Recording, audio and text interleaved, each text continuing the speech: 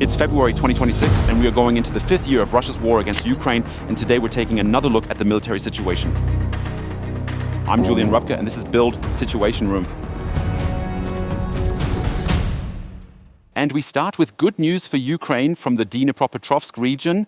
There, the Ukrainian army says it has recaptured over 300 square kilometers of what was previously Russian-occupied territory. It was a secret offensive carried out without any information shared in the meantime. For more than 2 weeks now, the Ukrainian army has been clearing things up here. And they're primarily clearing out those areas where individual sabotage and reconnaissance groups of the Russian army had moved in. And each of these places, and we can take a look on the map, each of these places had over the last few weeks and months, some since last September already, a Russian flag. This means that we are now able to mark villages which were all considered to have been captured by Russia. Why? Because Russia's own general staff declared they're there, they've occupied it, and they've even raised a flag in each spot to basically prove the whole thing. We're showing this area right here, which Ukraine claims to have liberated according to their own reports. And that's also quite realistic because we have the flag videos for each one. It is this relatively large area that we see here, which runs along here and goes all the way down to Ternov. You might remember, we've shown these videos time and again. We've documented every single village, for example, in Bratske, for instance, in Andreevka, for example, in Widratne or Hai. Everywhere the Russian army basically claimed they held the village. They brought in soldiers every single time and stated every single time that the village is now firmly under Russian control. In some cases, Deep State Map didn't recognize this, which is why we don't see the areas as liberated or orange, because they said, well, a flag isn't a conquest yet. Nevertheless, now the Ukrainian army is stating clearly that they didn't just reclaim Russian-occupied areas, but they've captured territories where exactly these groups, these flag-bearing groups, had actually been based there in the meantime, and the Ukrainian army has pushed them back to within just a few kilometers away from Pokrovsk, which is the next key town. This whole area, so about 300 square kilometers here in Dnipropetrovsk, that's back under Ukrainian control. And there are still very few videos that prove all of this. However, there is one here from Ternov, and Ternov is about 11 kilometers south or southeast of the point previously considered to be held by the Russians. And we can take a look at this video from Ternov, a Russian video that was published by military bloggers. And you can see quite clearly from this video that it's not Russian soldiers, but Ukrainian soldiers who have taken up quarters here in the village, that they're moving through the completely destroyed village, going from house to house right there. And that this time it's the Russians who, from a distance, here you can see the whole area. And it's also quite easy to pinpoint that these are Russian soldiers who are attacking from a distance, that they're attacking with drones here and not with soldiers on the ground. Here you see more Ukrainians basically seeking shelter in one of the houses. And based on that, we can say quite clearly, even if there aren't videos from every village we've seen, that the Ukrainian army has advanced quite far and has managed to at least break into Ternov. There seems to be fighting still going on. That's why it was marked in orange.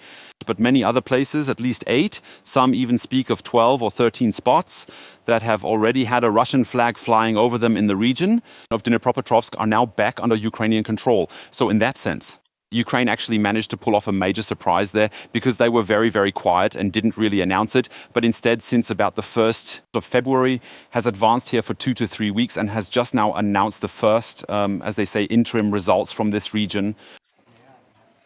Let's move to Donetsk, a bit further east in the country. We have new footage of a Russian motorcycle group trying to approach the front line, specifically in Rodinske. This is really brutal footage, somewhat cynical footage as well, because the Russians are using a Ukrainian cemetery here to get from A to B. Overall, we can see, I will try to point them out. There are 3 Russian motorcycles. One's right here, the second's over there, and the third one's up there, just coming into view.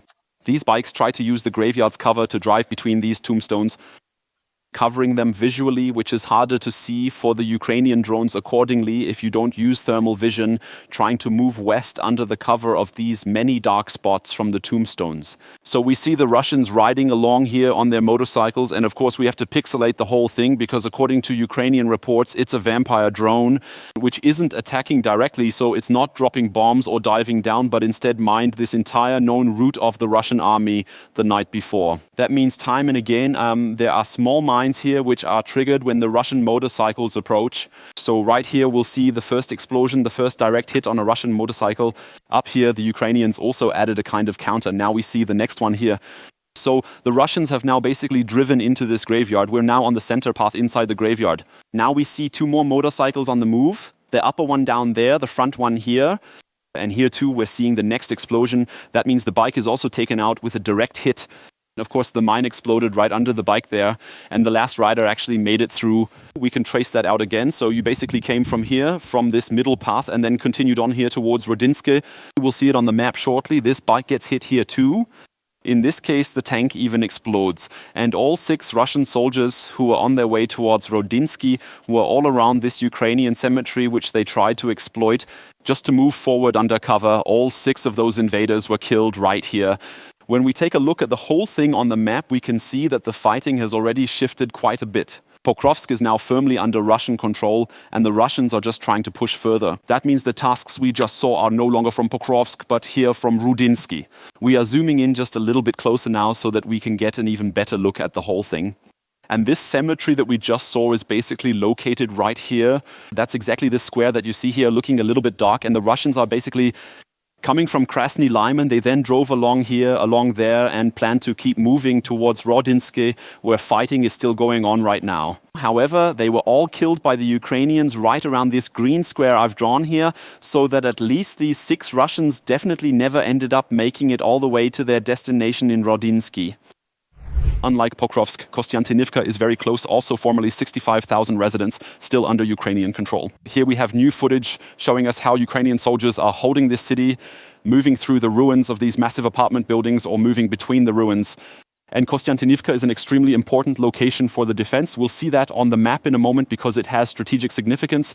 That means not only the city itself must be held, even though hardly any civilians live there anymore. Most of them were bombed out by the Russians, driven to other parts of the country or killed. But Kostiantynivka also has an extremely vital role when it comes to defending the entire Donbass. Namely the last 2 major cities, Sloviansk and Kramatorsk, which aren't even being fought over yet, at least not on the ground, but are under Ukrainian control. And that is one reason why the Ukrainian army has really dug in here. The defense is also working better than in Pokrovsk, likely also because more men are currently being deployed. And we keep seeing it. The Russians claim to be there in the city, but we see them, the large residential areas in Kostiantynivka, are still under Ukrainian control. And the Ukrainian soldiers are also very proud that despite the onslaught, and we can see it right here, the onslaught from 3 different directions, they are still in control of this city. So we see that the Russians are trying, after having captured Bakhmut back in 2023, to push forward from the east through Chasiv Yar.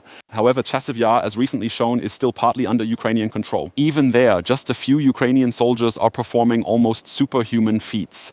Still, holding onto part of the ruins of Chasiv Yar, that is definitely the attack from the west or even the northwest. Of course, we have the main Russian attack, which is pushing up from out of the south here and now. They've already entered some parts in the south of the city there. It's actually mostly these single-family neighborhoods. They are, as we've often said, much harder to defend than those large districts with big apartment blocks, because you can just settle in there so easily, and Ukraine would have to completely destroy every single house to drive the Russians out of there. That is much easier in the southern part. And we also have an attack right now that's already trying to push out from the southwest. Here too, we saw that the Russians had already entered the final outskirts, namely Bereztok and Ilinivka. There were videos of them being engaged right there, and it is simply a very, very slow way of moving forward towards the city. However, as I said, the urban districts of the city, quite unlike Pokrovsk, are all still under Ukrainian control. And if we zoom out a bit from the city map itself and look at the rest of the Donbass, so to speak, then that's exactly what it's all about right now. That means we can see it quite well here by the dashed lines. That is basically the part of the Donbass the Russians really want to have handed over to them, where they are saying that they don't even want to fight for it anymore. We want the Ukrainians to pull back, and then we might have some sort of ceasefire, or maybe in other areas we won't advance for the time being. Ukraine has definitely rejected the whole thing. They're not going to just put up with it. We just saw it, as I said, Kostiantynivka as an extremely important stronghold, because after that there's only the smaller town of Druzhba, and then we basically already have what the Russians desperately want, namely these 2 major cities here, Sloviansk and Kramatorsk, which stretch out right here. This is, so to speak, the big prize that the Russians are desperate to get here in the Donbass, because we can see the towns we've marked are all roughly the same size, or rather they all have up to about 5,000 inhabitants. There are hardly any cities left to the west. That means if Sloviansk and Kramatorsk were to fall, there'd be almost no settlements left at all for Ukraine to defend in the Donbass. And in that sense, the loss of these two cities, even though you would still sort of have this area right here in the Donbas, it would basically be a total defeat within the Donbas. In the Donetsk region, of course, because you could still defend a few fields and villages here, but just no longer any valuable positions, which the Russians absolutely want for these very reasons. And one reason why the Russian offensives are slowing down, not just in Kostiantynivka, is Ukraine's ability to now strike every warehouse, every single Russian depot, namely with fiber optic guided drones, to then attack the vehicles that are hiding inside each of them. Here we see a first attack in Kharkiv, not in Donbas right now. We'll get to that in a moment. And this is just a first attack on this window. There, the window is destroyed, so a second drone can fly inside in Kharkiv, and in this case, a Kamaz truck. I hope you can recognize it. Here you see it, Kamaz truck, also with the Russian tactical symbols. Here we see it from the region of Group North here. In this shelter, meaning attacking in this dugout. Now we see a third drone filming the whole thing, and it saw that a massive explosion occurred. We also saw very clearly the attack once again targeted the Kamaz's fuel tank to trigger a fire there if possible. The following footage is from Pokrovsk. Sadly, it has almost completely fallen to the Russian army. And here you have all these massive structures, like these large garage complexes, for example, which is also very typical from the Soviet era, that they always built these garage areas next to the high rises for every building. And these garages, which we can see here, are now all being used by Russian units. That means military vehicles, or at least pseudo-military vehicles, mostly like, what's this here? I see a VW bus right now, are being housed here, some at least with jammers on top. And well, these are the current vehicles that Russia is actually using. Very few vehicles like this one here are actually tracked vehicles. That means there are a few that were actually originally military in their very own nature. However, most of it is civilian. We're going to look at another video now, and it's also very impressive because it actually comes from the Kursk region. And here as well, we see how a fiber optic guided drone flies into a depot. And in this case, a depot where allegedly, according to Ukrainian reports, 10,000 FPV kamikaze drones were being stored, just being kept for deployment. What we can actually see is that there are these little vans all over the place inside, these little bukankas scattered all over the place. Here we see it all basically prepared for the deployment of drone teams. We can now see how the Ukrainian drone basically turns around here, and these packages, they are all supposed to be FPV drones stored here, which are then basically distributed to all of the vehicles. Here we see them, they're all prepared, they all have a jammer on top, they have this sort of camouflage that you can put over them. Here we see all these packages, they're all supposed to contain drones, and the latest footage indicates that this is indeed the case. The Ukrainian drone is now searching for a target it can attack directly. It is targeting this very bunker, and right in front of it, I hope that you can see it quite clearly right here. Right in front of the bunker, they have already prepared all of that right now. Here we see it. So these are all kamikaze drones with fiber optic attachments. That means you've basically taken it all out of the packages we just saw, out of those boxes, and made the preparations right here to eventually hit the Bukhanka with maybe 10, 15 drones or however many to head out and attack Ukraine accordingly. And for Ukraine, it's just very important, as the unit that released the video also says, to attack in Kursk, because that's exactly where the preparations are taking place, specifically for the attack on Sumy, for example, in the northeast of the country, and of course on the Kharkiv region, which is just a short distance away. But not only in the fiber optic sector, but also in the fixed wing field, Ukraine continues to be very active, namely for one, within the country.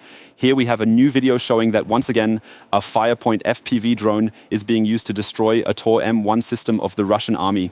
Once again, we can see that the Tor system itself is actually active, so it is ready to theoretically defend itself or shoot down any aircraft. We can see it from the radar system spinning here, but in practice, absolutely nothing is happening. So once again, the FP2 isn't being detected and can strike directly right here without any resistance.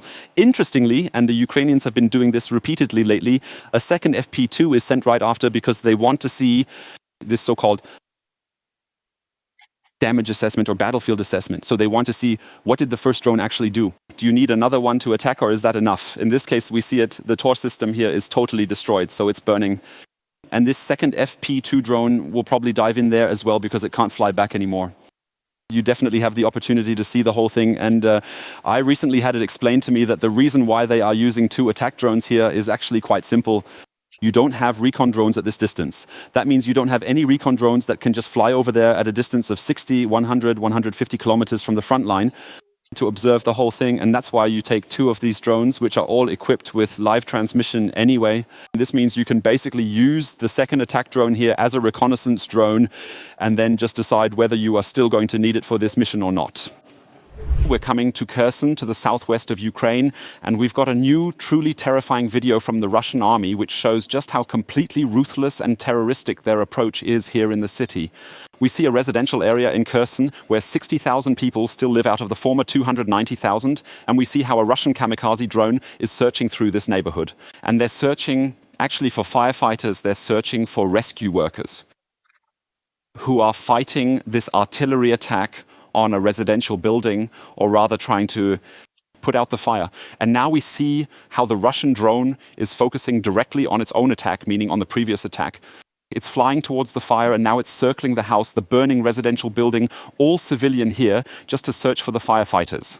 And these firefighters, they want to attack them, they want to target them, they want to wipe out the civil defense in this city, simply to drive out all remaining 60,000 people here, to make it clear to them that even if there's a fire, no one's coming, no one's there to put it out. And if someone does come, then we'll kill the rescue workers too. So it's definitely state terrorism that we're basically seeing here in live action.